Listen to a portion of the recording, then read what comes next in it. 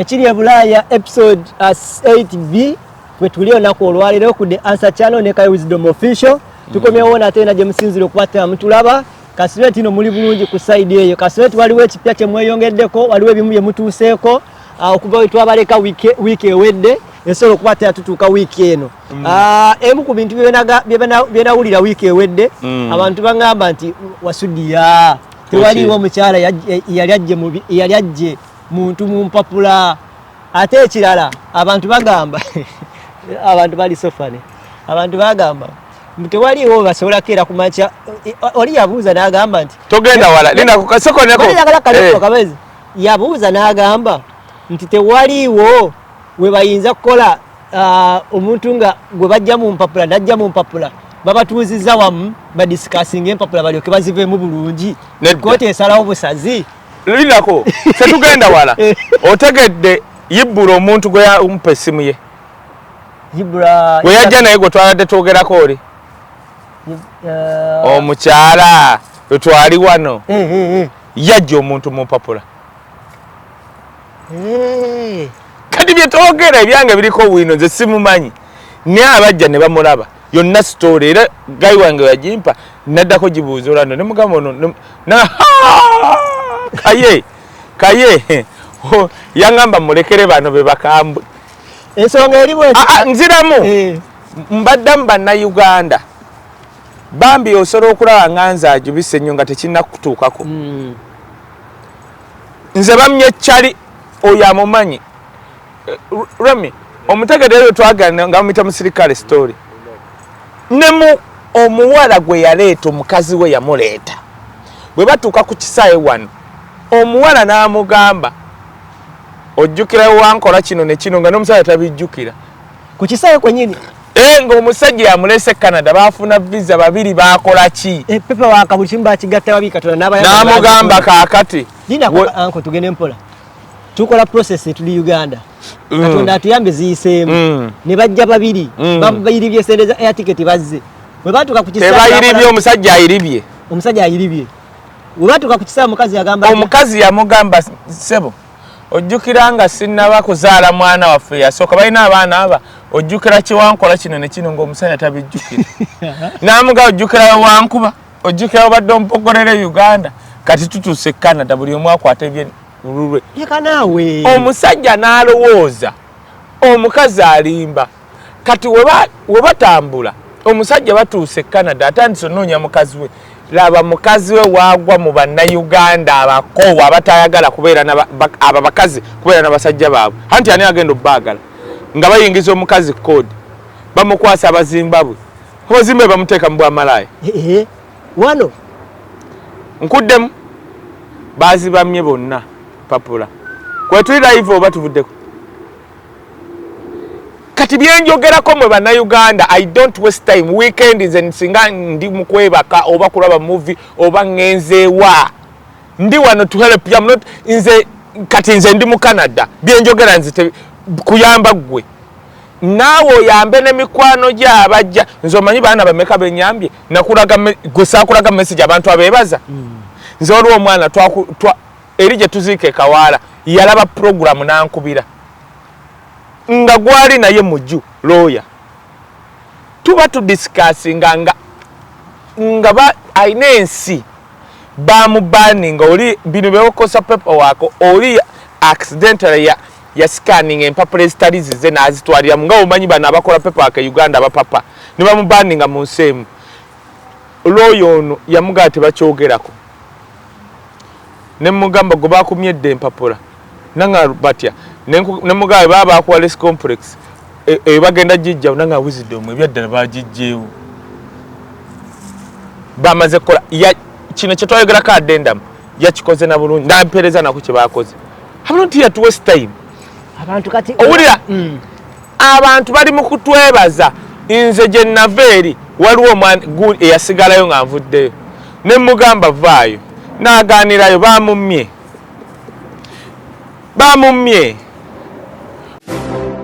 You are watching The Answer Channel, a solution to every situation. Subscribe right now. African Canadian Foundation presents the second edition of the Last Summer Dance 2025 After Party on September 13th, 2025 at 237 Sackville Hall. It's gonna be a bucket night edition at the Last Summer Dance, where bucket goes for $40 Canadian, hosted by MC Bonde from Radio Afro Live FM, and featuring DJs DJ Coffee, DJ Barrett, DJ Freeze from Kenya, DJ Evos, DJ Victor, and DJ Flowmaster. Entrance fees $20 Canadian and VIP tables at $600 Canadian, which comes with 2 premium bottles, liquor and wine. Show starts from 7 p.m. till late. Parking is at 217 Sackville Street. For your table reservation and a special drink, please call William on 647-740-1951 or Freeze at 289-233-5893. The Last Summer Dance 2025 featuring the Bucket Night. Don't miss out. Oyo Remi yayine ebifaananyi bya Bobi Wine nga 10. Omusajja omuyimbiridde nnyo. Anti example yetajja kunyiiga.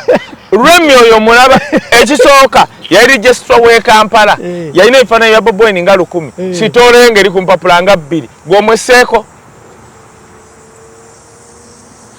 Nga bitegeerekeka. Ifenze nabeeranga ne Bobi Wine nga sisobola kulowooza bwe nti mutunuzaamu na ssimu.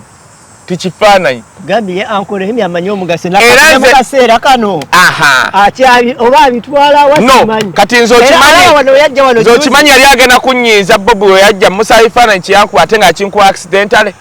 Okimanyi we yajja. Omanyi oyo Bobi Wine naye yayingiramu omuzimu gw'abantu abeera wano agenda ne yeesunguwaza.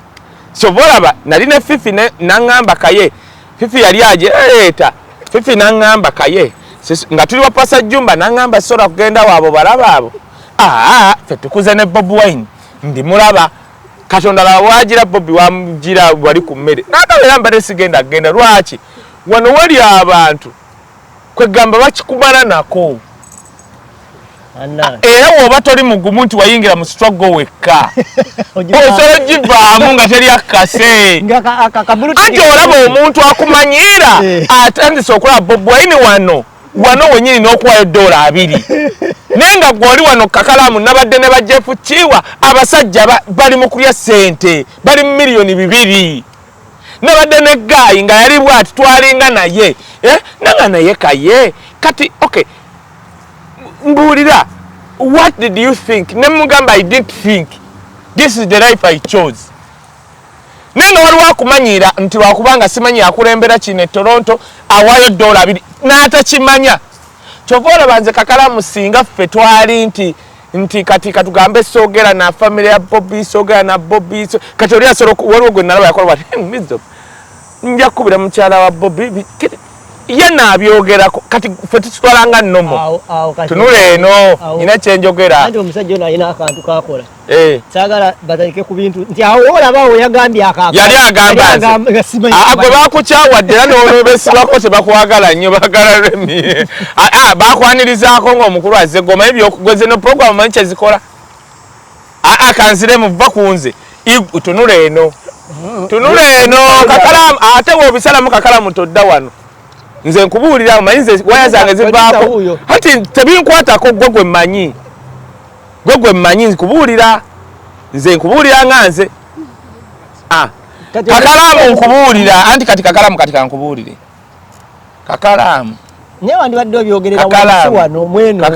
tuliva mu Ebulaya kye tuliko era abantu bakigoberera nkubuulira Kakalaamu kankubuulire Museveni oba atuloga bulozi Kakalaamu osobola okutuula wano omuntu nakwata bwati wuliriza ne bagamba njakkalya tofaayo sigwandagira nagamba omanyi nze mukulembeze wa Sikabulo of what sooka odde emabega wali Katonda ng'olaba akuzza emabega kyovola osigalawo noga kangende wano n'otuuka wali ne bakuyisaawo nga VIP noga nojjamu ebintu byange todda kuba nze mbyogera ate kakati bali bamanyire ne wano bamanyire Kakalaamu kakulenze tebamanyira brandi yange oli ne wagikola ate waliwo ne yayagala ojjasamirako ne muganga nkusekeredde eno brandi ne mwozi gyalingizaako bwati nagyabyeno bwati mamanyabo tibali bamanyire mbuze mukulembeze simanyi Sikabulo bwati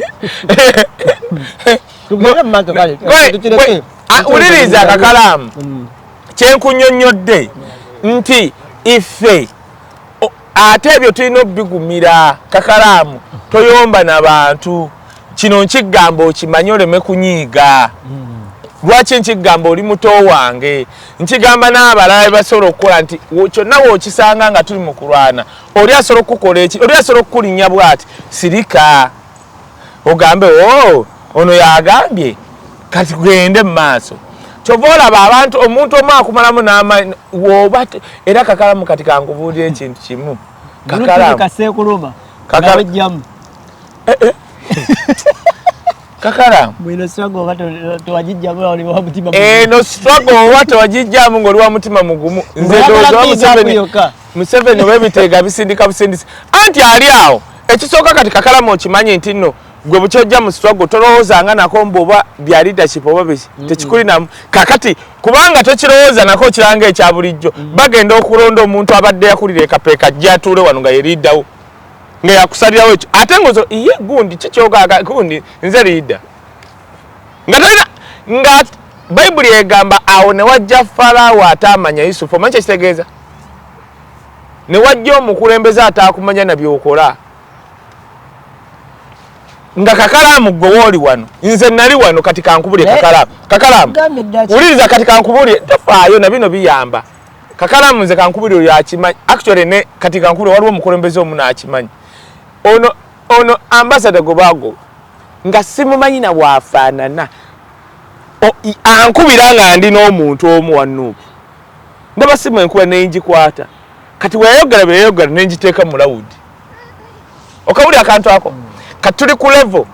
nga waliwo n'ambassador akwogereza n'akugamba mbu ne gundi ajja ojjukira musajja oba nakibuuza nono gundi abeera wano. Just come, we have lunch, we see the way forward, you are new here. Na yakubide babitani ambassador. Kakati abakiyenje gwosanze wano. Kiyenje. Omugamba naye bakwa bamutaddeyo yakulembera emmere kae. Jabana gamba Kakalaamu. Embwe ezimu ezitamanyi brand yo dawa kubanga Kakalaamu oganyanga omuntu omu okujevuna waliwo ekikumi abakusaamu ekitiibwa. Kakalaamu olaba nze naluma nnyo obutagenda ku mukyalo ne yaffe no mwali mugenda ate twatuukayo wama mukyala twatuukayo bagamba bati waliwo omukyala gwe bayita Mami Kafe yatugamba kayaliwa yava Boston ne anti naye teyankubira bantamye abantamye abatankubira nga banoonya gwe nango ntekako ebbuba nti bamanyize baba kumanyi anti kakati nze tekako bbuba njogera reality kyenkugamba mpuliriza kyembadde ndiko gw'omanyi lwaki omanyi nti kyannuma obutagendayo ku mukyalo we yafa nali wali mu saluni ya gundi omuntu omu n'agamba kaye olaba ajjateyo ebintu byagambye tamala googerayogera yaŋŋamba kaye komyawo omwana oyo tujja kulaba naye ng'abasiru abali tebajja kunsobera mwana wange nga naye twogera ku million 3.8 kati Kakalaamu omuntu omu ajja kukuswaza mu bantu akusubya ajjati abadde akuwa ekitiibwa weegendereza nga bakikakyere baleke okawulidde ako era kino kigenda kummwe bafuuti soja abali e Bulaaya naddala mu diaspora osobola otutuuka wano kati nze nali nyinyonyola obaani nga munyonyako n'omuwala bamuyitani Shuki ye Shuki nze oyo omuwala n'omulala bamuyita oba Rebeka abo abawala nabalabako ku ground e Kampala Kakalaamu nga ne bwe bakola sisobola bikola nimbye Rami oyo Shuki n'oli oba Beki ekisooka nga balungi bazibu ekyokubiri nga balinga abasirikale ba Amini ku ground nga bakutomera ku lwa Bobbi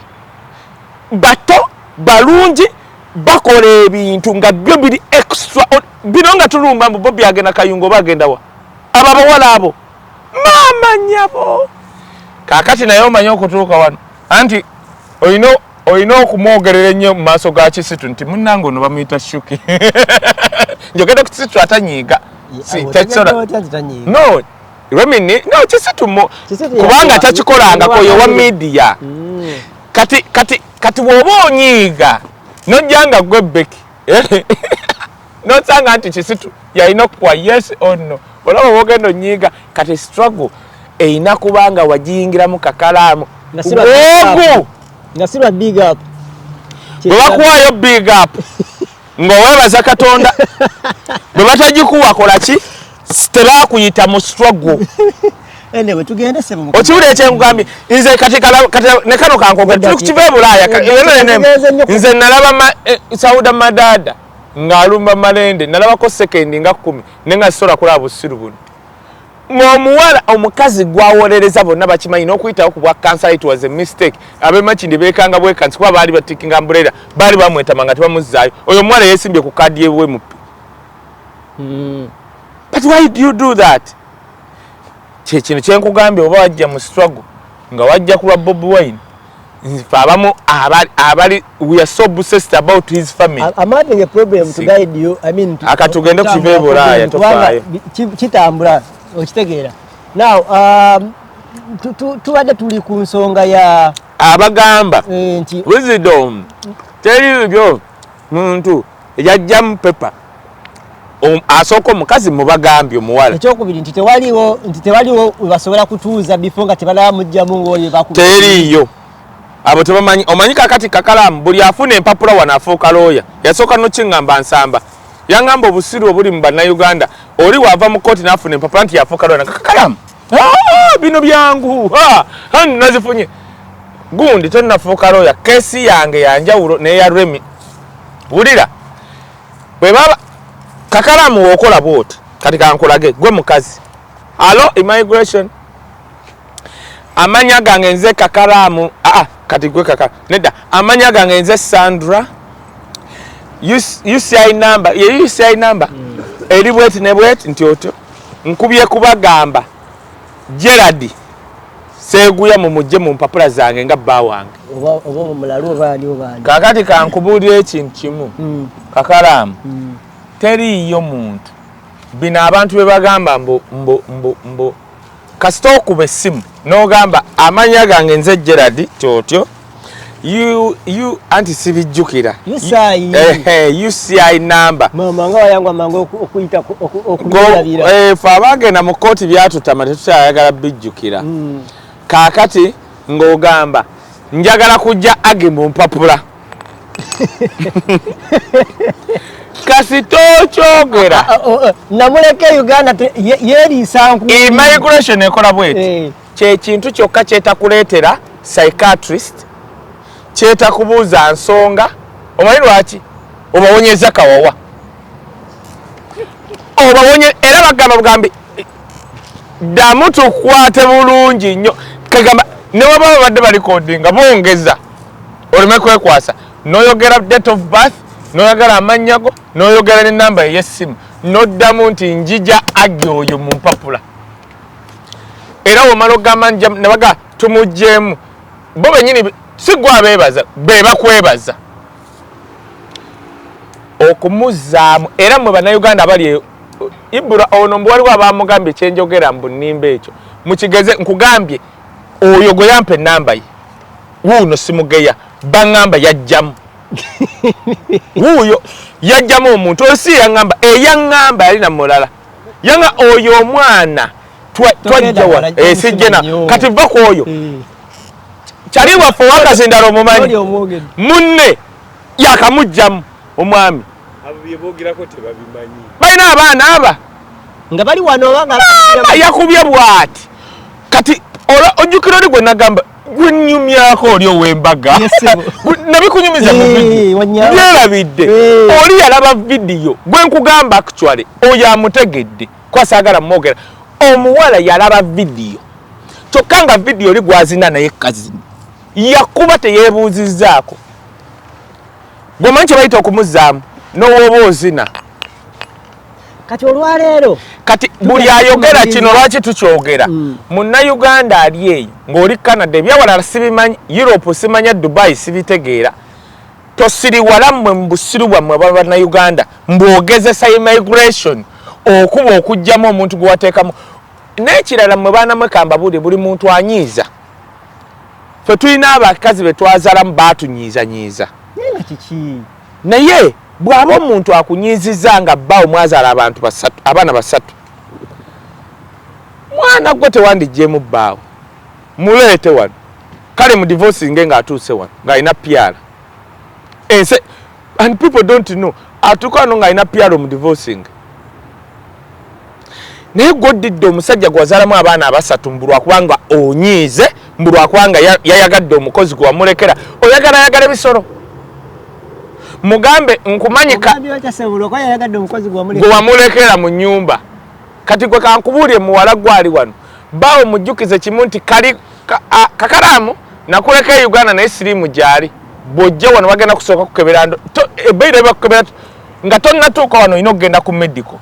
omukazi ne bagimuwa nti nonno gw'otuleetera mulwadde wa siriimu nziku alina hepatitis bitya n'abimanya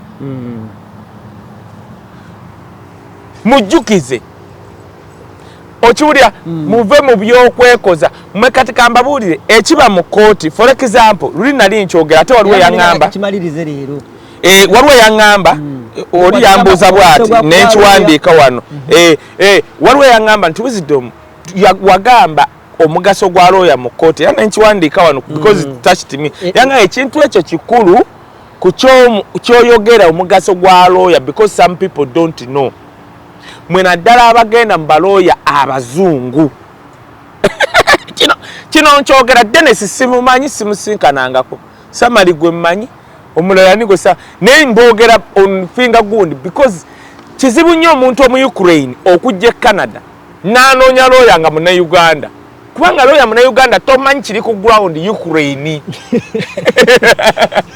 naye wojja mu bannayuganda kubanga obusiru bwe butukulembera twamanyira nti abazungu bwe bategeera ennyo ozungana which is okay kwa muli aba netumiwa oba olina keesi ng'ez'abawuzidde omu watambula nnyo simanya bitya oli mu politics nnyo I think I prefer munnayuganda amanyi kyekitegeeza kati kankubulire waliwo kati mbadde namuga kati waliwo owakabi eyazze designer atambudde ensi yonna nze ng'ongamba omusajja mutwale omuzungu oyo omusajja mba njagala mutwale mu lawyer wa munnayuganda wano agenda omukwata obulungi agenda omukansolinga amanyi status ye nti ono sita ogenda omuzungu atakumanyi nga sita ye amanyi Justin Bieber na Drake akugambe yu agana okukwata essimu ye nze gye nasooka ewa lawyer nga bamanyi barwemi ntambi bano we banyumya we banywa nakubanga essimu ng'egenda ku voice note nakuddamu after 2 days nenga nzira Uganda nve mbana abasiru era kubanga samanyira ezo nkola z'abanaku nasalawo genda muki kiri kakalaamu tosobola kuŋŋamba designer yazze atambudde amawanga gonna mbw ali ku lawyer wa bwereere kitegeeza oba munaku kubanga status yoyo gaayo omutegedde gwenjogerako kakiringa ng'okugamba nti Semakadde azze wano agenze mu lawyer w'obwereere Semakadde akubesimba mugambe tujja kukolawo wiiki ejja gwolaba kijja nante gwe kakalaamu ne bagamba mwezi gujja ogamba yesisa ate oba ojjukira nnyo nze nja byerabira olaba gwe naye wawuziko ogenze wa private lawyer gwe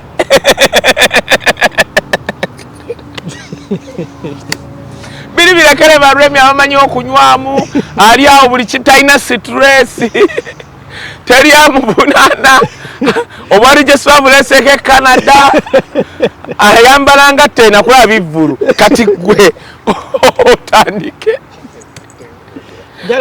odira oli haji ayina gundi awalowooza abe South Africa wakolaki bw'ate ali lawyer tovola basobola batola banjawulo yoyo na bukyayafuna pepa luli yalinga kasirikitu netugaba omusajja Ebulaya baaki lwaki wama abo bantu status ye nga tebikwatagana byayitamu okiwulidde munnaye so akati eba nnaku yansi gwe kakalaamu to me I cannot allow tugimaliriza leero omugaso kino kikulu nnyo kankyogere era kirungi Ebulaya waali kati yajja baddamu abo banankani abagambe omugaso gwa lawyer mu kooti kyeki mwe bannayuganda akambabuulye mwe abazungana nga mugenda simanyi balooya siri advocate w'abalooya bannayuganda naye mbagamba omugaso gwa lawyer nga mugenze mu kooti guli ogu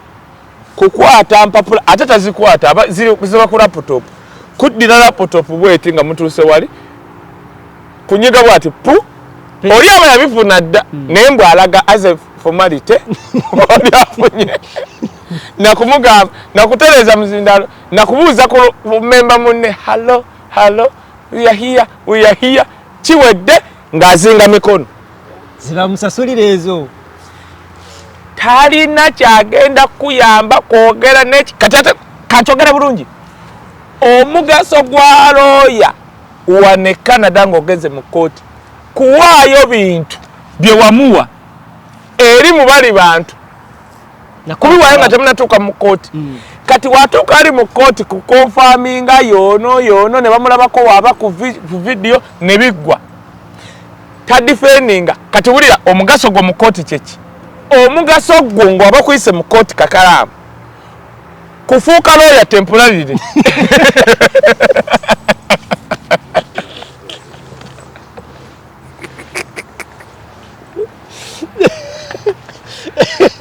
kakalaamu oyambala ku ngatte za big nasoma obwalo oyo okuva essaawa emu ne mbubeera mpaka 7:53 nga ndi looya kakalaamu buli muntu yenna agenze mu kooti abadde lawyer. You become a lawyer for those minutes hours you are going to spend in that court. It's you against the world. Kati era ngenda kugamba temporarily ono lawyer gogamba mbu nina lawyer muzungu nina muwala gwe natulina bwe nenga leero bana Uganda bannange bannakyalo nga kesi sijulyanga nako mbu fighting justice bitya yenna ali awo byayogera bya kisiru ayina enjala ziringa bitiyo mbu ate simanya ayina ningala gwe bajja kumma era muntu nabwe ate kakalaamu buli woyogeranga ne munna Uganda ng'akulaga ategeera okusinga muleke n'obusiru bwe kakalaamu olaba omukyala gwe twali twogera naye olowooza lwaki mugambye nti nyira kuwuliriza ye kubanga that's the one brought up Ibula tasobola kubanga alina kyannyonnyola nga sikimanyi n'enjogera ng'ayogera era olabye omukazi ayogeredde like 1 hour nga nsirise ekizibu ky'Abannayuganda ne waba tamanyi kintu ayogera kati oyo musiru otaasa oyo abamu balina ne obunaku bwabagoberera paka Canada kuba bajje Canada accidentally nanti ekizibu we kiri wano kiri kimu nti oyogera n'obateeka mu kasaaku kale njagala munange ngenda kugamba kakalaamu wuliriza nga Ibula awulira waliwo bannayuganda abamu ng'okubabuulira bo okutegeera olina bba ku bampi oba bavuma ne bategeera ate tewalabye message nga beebaza wama Ibula twabadde noono omu wa Lubata omulala yabadde wa Nsamba omulala wa Stand sibamanyi omulala yali yagamba yafuluma about first session yatuukira ku video yaffe ng'eri ku TikTok Nasimba Nakakongo yakiwuliraawo n'azuukuka yali ebiyita byakubalaata kati buliriza kakalaamu omugaso gwa looya n'omugaso gwo mu kooti he becomes a statue afuuka ekifaananyi olwo okusoma kwe kumweyimirira era waba alowooza kozi section eno weggwayo ngenda waku sente kubanga bw'oyingira bwoti mu kooti sente ze zonna nga zijja ku account ng'atandika okugamba bamuwa anti kati jjukira in the period of ye kubeera naye paka nga tonnagenda mu kooti osobola okyusa looya osobola okyusa era bakimanyi balooya abo tebafaayo abamu naye olunaku lw'ogenda bwoti kasita oli ajja bw'ati ne gutandika oyo looya gwola ataddamu kulowooza kintu neki alowooza biiki gyagendako vacation ku ssente zo kati yenjawulo y'abalooya baffe abamu bannayuganda bano naddala abo boolaba abapepe nti jjukira akola n'amaanyi for the benefit nti first of all gwagenda omulese abantu abalala two abamu baba nze lwaki nkiremeddeko a Kenyan should look for that Kenyan person omugaidinga I don't know what's happening in Kenya. I just see people being shot dead in Kenya. But a fellow Kenyan knows exactly what's happening on the ground. Mu Uganda, tell him lawyer mu Uganda wana atamanyi happening mu Uganda kati. No nje nako muzungu aga bino kyowandiise biki. No, it can't be. ng'okyaga bijje mbino nga kasuwako ng'awakana n'okuwakana nti tebiriiyo bw'otwalidde okufuuka looya waasoose n'akuwakanya nti tebiriiyo kyokka gw'ogenzemu kino nkiddamu bw'ogendanga mu kooti omugaso gwo nga gwe batutte mu kooti gwe munnayuganda gwe nakiganda mpuliriza you become a lawyer era bw'oba tosomangako bwa lawyer buli muntu yenna gwe bayise mu kooti kino kankigambe weetegeka okufuuka lawyer seggono omulaba mu Uganda bw'ogenda n'ofuna lawyer oyo yadifendinga by'omuwadde okwata n'omuwa n'abidifendinga kakala muwulira kino e Canada ng'ogenda mu kooti ku by'okufuna obutuuze byowadde lawyer omala obimuwa again yabikuddiza obidifending gwe obeera ali mu kaguli owanikayo mukono ne bakugana okugamba tolina lawyer asobola kwogerera ng'oli Uganda basate wano seggona musisi lawyer wa Nuupu boolaba abo bakatana baani byo e Uganda sigwe nabimuwa ye yabiwandiika n'agenda wali n'ayogera ng'oli bwoti n'abuuza kibalama n'amira Makerenda ng'oli bwoti kati wane Canada ng'oyagala mpapula ekisooka gwawe wawandiika si yawandiika bw'omala owandiika n'omuwaako ku byowandiise otosigaza kopi gwe musiru tajja kunyega nti byonna wabimuwa tosigaza kopi ye ng'abiwaayo nga mutuuka mu kooti wano olina okuba ne kopi gye wamuwa woba wagisuula gwamanyi tu biri bye wamuwa wabimuwa be defending wali you become a lawyer of yourself. KAKALAAMU ngenda kugatula nti abantu babawadde empapula abantu bali ku deportation be bamye empapula mwe mulaba be bawadde empapula nkiddemu kibude ekikuyingire KAKALAAMU Canada bagamba egabye empapula naye KAKALAAMU abantu bali ku deportation babazza mu Uganda na mu nsi zaabwe gwomanyi nti nayingirako mu hoteli ne ngamba nva mu kye nayogera gye nva abayindi badduka ne basamba n'emmere gye baali bafumba era nali ngamba bosi wange nanga no munange ebintu tubinkauntinga naddala nga am white person nenyingire emanju abayindi badduka baba manyi nze bakwata abayindi bali eyo abayindi bakita batya omanyi okufuula abayindi bannaabwe baddu anti babeereyo basula mu hoteli wansi eyo bakola emirimu nga bali eyo tebafuluma tebatambula bakoleyo wa $12 lwaki tebalina mpapula. Okay. So olwaleero waliwo n'omulala gwe bamye tetulina ke tuleseeyo omanyi gye yagenze British Columbia mbwe kimweyimirira bitundu bya kyama mbooza atuuke yafuna omuzungu mbwe bamugambye n'agirinnya tamanyina gwamanyiyo gwomanyi okubonabona okulyawo naye ng'omanyi kyaga kale singa nawulira bino bye mwogera KAKALAAMU omanyi omuwala n'akigamba ekyo yalinnya ennyonyi na gy'agenze talina gwamanyiyo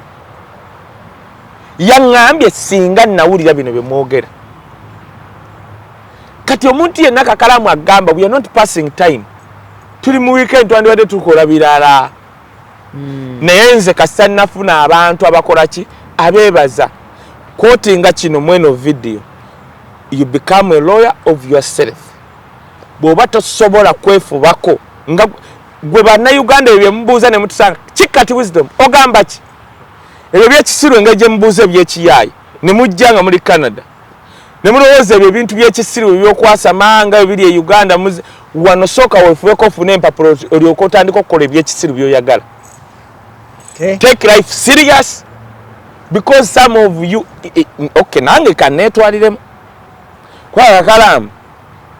ebyaddala osobola okuba ne Uganda ne ssente but not everyone in Uganda can become an American.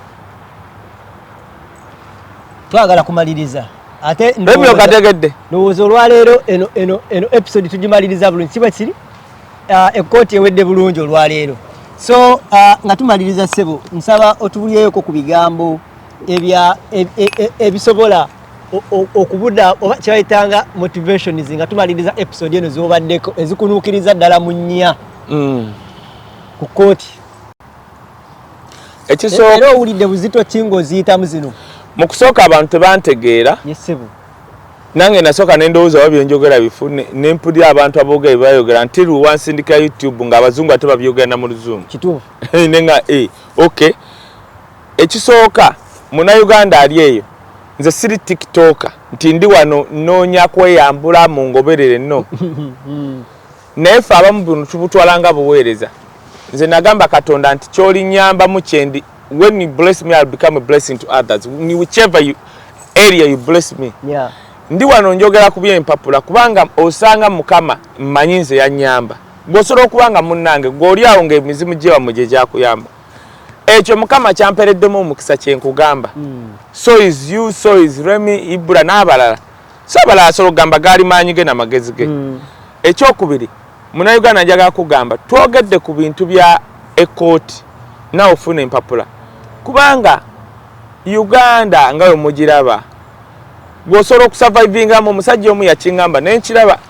gw'osobola obutabulwa kyakulya mu Uganda naye abaana bo nze bambalidde leero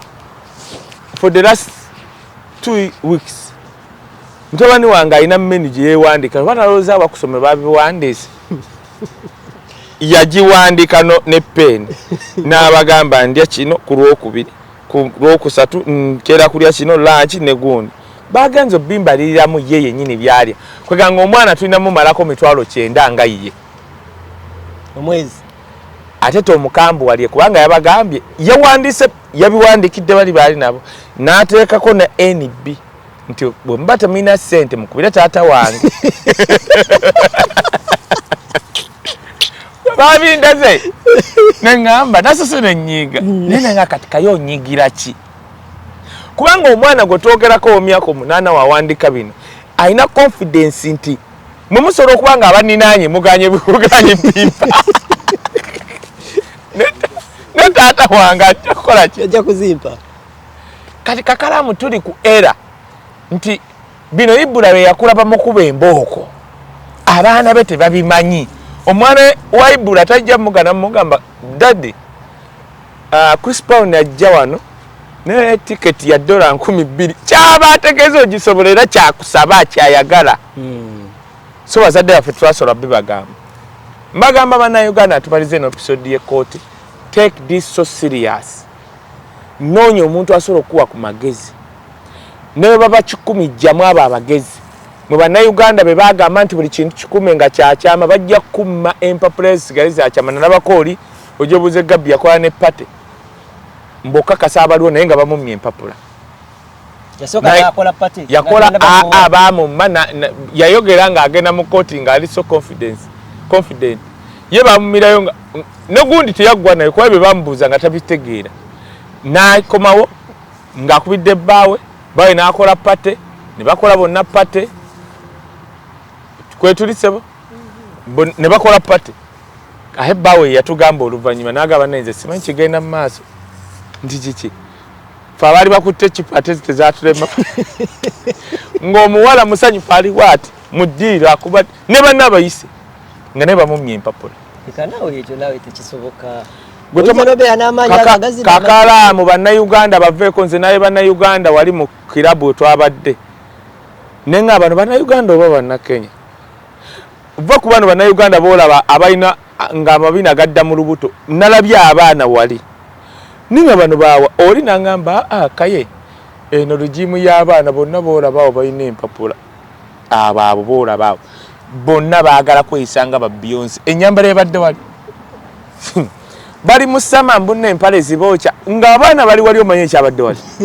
kati ate bazze nga okimanyi nti twabadde mu baana nga Shira Gashumba yayambadde obulungi. It was my first time okola Shira Gashumba ng'ayambadde bulungi osinga bali kubanga ye akantu kakabadde kakoma muno nga kakatimba kati ate bali babadde n'obutimba nga tebalina mpale. Tuli kuba nalabye abawala nga 9 nga bajja bati entambula kati gwe Kakalaamu otyanga ku bantu benasanze nga negwoyita girlfriend wo musanze naye nga tiyagambe nga takusubira kubaayo nkiddemu yesebo woyina obudde tekabya tetulede mugoweka nga gwoyita girlfriend wo yesebo yategedde nti gwe tosobola kujjayo naye ng'omusanze azzeeyo. Kakati oli Solomon aina audience ye asooka nayita mba Nigeria ne mba Kenya oba olina okyokola oba musiro sigalawo mu mind so ofubanga okulaba kakalaamu so bannayuganda mbagamba mwenna abali eyo bino bye twogera is to help you bwe bakumma empapula nze sigenda kubeerayo empapula apiiru zitandikira mu 8,000 ate okukola apiiru sikwe kuwa empapula weefubeko kweno stage nakato akulembera nupu yatugamba ekintu nekinkwatako yagamba yali ku deportation nga ne ticket bagimuwadde yali mulwadde nga yakoze bwati omusirikale eyo yatugamba najja bwa namugamba sewulira bulungi oyo yajja yali katonda you don't want to pass through that so muna Uganda take your life so serious nonyereza nebaba tebannakuyita mu court ebyo byogamba nti oli ku shift 3 bya kisiru nga bakumye empapula nze nalako omuntu yatuuka Uganda naye nga buli we tumusinkana mutabani wange ono mulaba ngenda muleeta ono agenda kukola kino ono ngenda muyigiriza kino ngenda batabani basatu negwe omanyi how emotional I was nga bamuzize Uganda kubanga nalabanga batabani be ng'amanyi bonna bye bagenda okukola bya mutwe abimanyi nawulira ekintu ekyo kyankola bubi nnyo naye omanyi kwe kyava alina ekintu ekyo kyata disclosinga nga kikola mu nsena naye nga singa yakidisclosinga naye tewaali baamuwa magezi ate ojja banenya kubana naye teyeebuuza bw'oba wali obaddeko mu nsi n'obba oba notta oba n'okola ki bano bagambe mu writing tebajja kikubuuza bajja kulaba ng'oli w'amazima naye okisiriikiridde nze I was so emotional hati kubanga omuntu yaŋŋambanga bwe banaakumma empapula tetujja sigala nga tulya nga wetugenda ne katuyo yagenda Cuba kakati gw'oli awo oli mugamba ba wisdom tutula mu buti buno si mukati kyokka ate waliwo bye twasisinkanye nga bazijjeeyo nga bataddemu wezidwo baddayo talinze kooti omanyi lwaki n'oyo oyo munenya nangamba naye lwaki temunyamba ne munjogererako kubajjeeyo abajjeeyo abataddeyo submission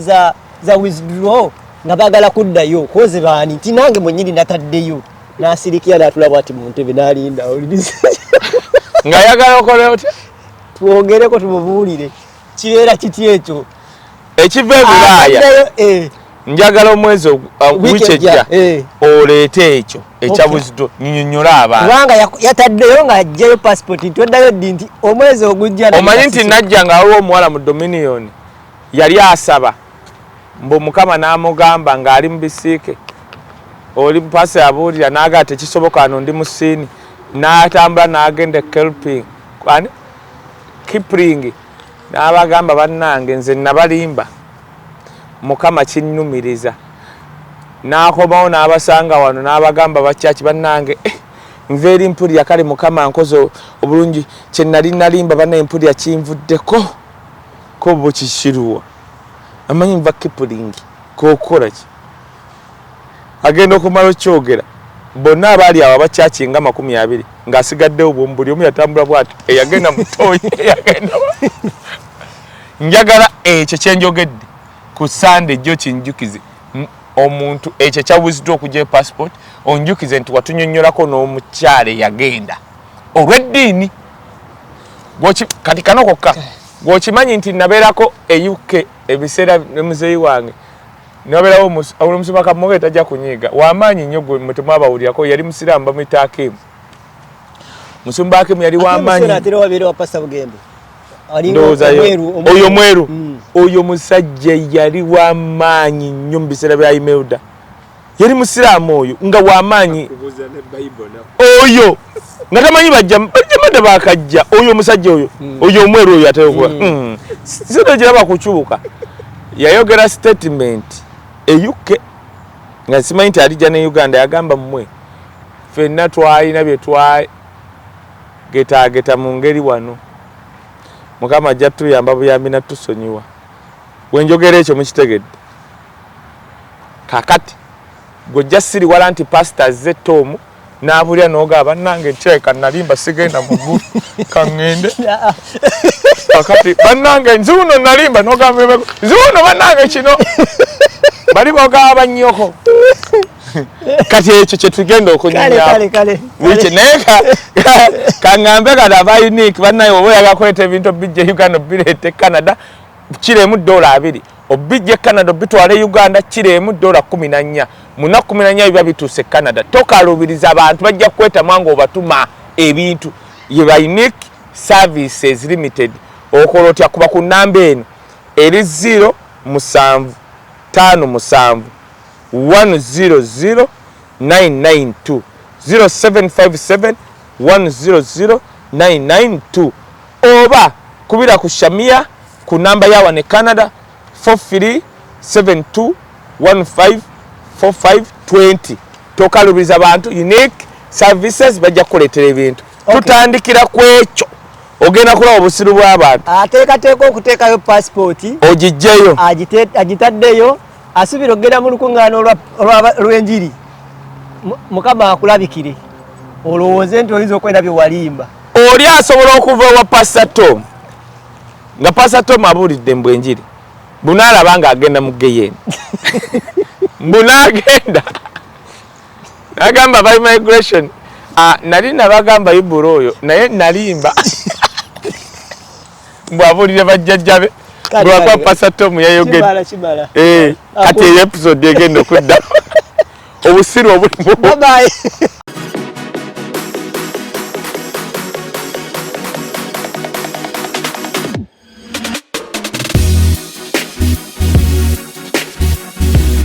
The Answer Channel, a solution to every situation.